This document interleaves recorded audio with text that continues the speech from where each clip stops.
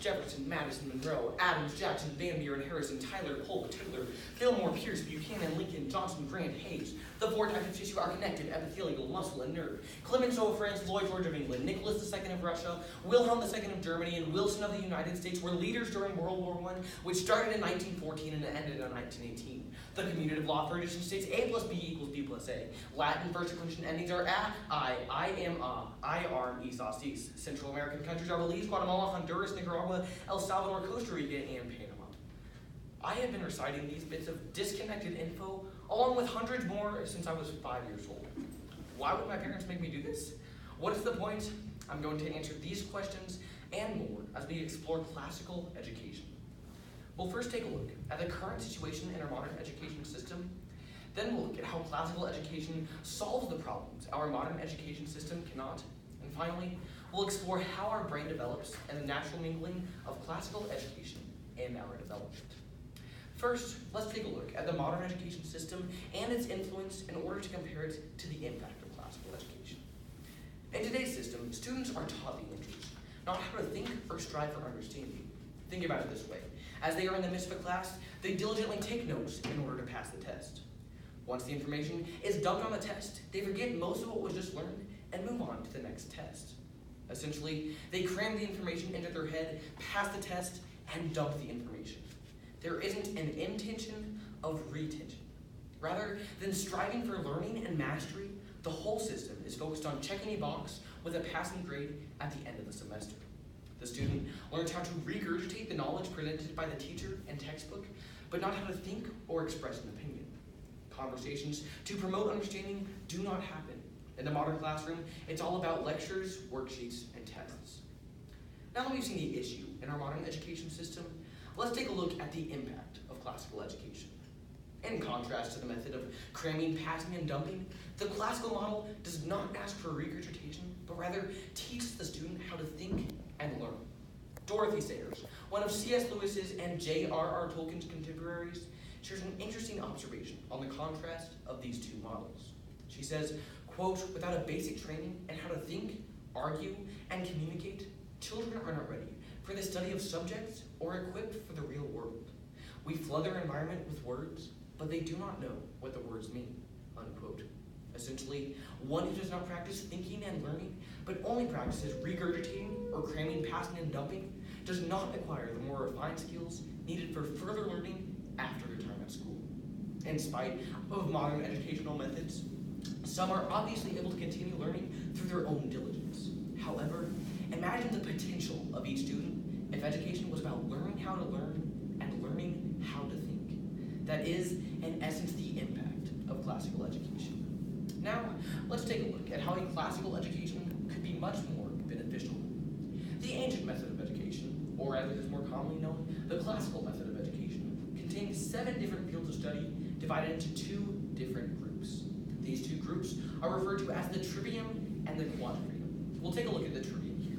The quadrivium is the actual study of subjects after mastering the trivium, or learning how to learn. The trivium defines 3 different phases necessary for us to navigate through as we are learning how to learn. The first phase is titled the grammar phase and is full of memorization, memorizing whatever is needed in order to master the subject being studied. No understanding is needed, nor is it desired, only memorization of all facts pertaining to that subject.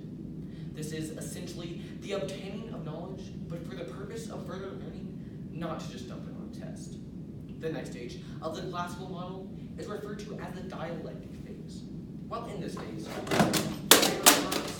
is now argued with in an attempt to understand it. Questions are constantly asked to help with understanding. Every question, whether asking a peer, teacher, or just yourself, builds on itself and forces deeper thought. With all of the memorized information previously acquired during the grammar stage, we begin to comprehend why, as we argue with the information in order to understand more.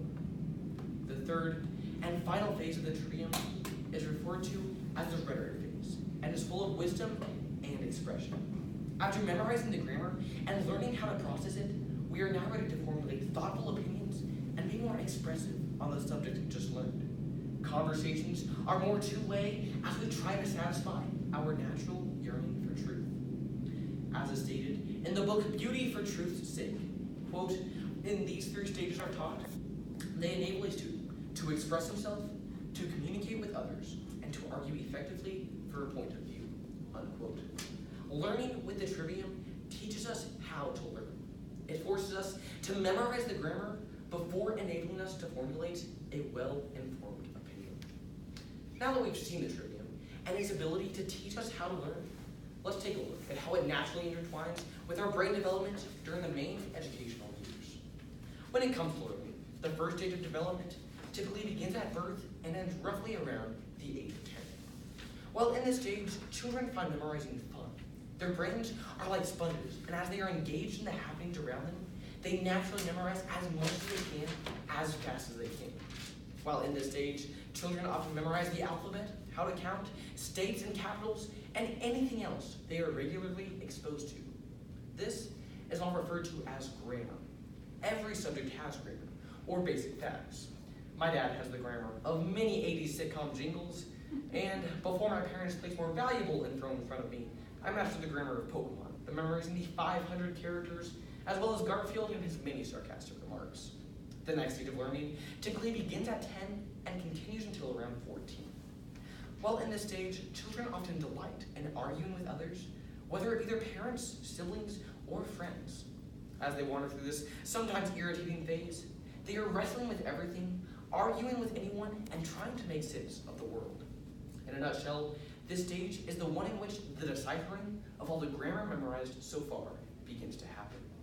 The third and final stage of our brain development generally begins at 14 and lasts a lifetime. At 15, I am just beginning this stage. It is now that I will truly begin to form independent, well thought out thoughts and expressions. While in this stage, we begin to own our own thoughts and opinions.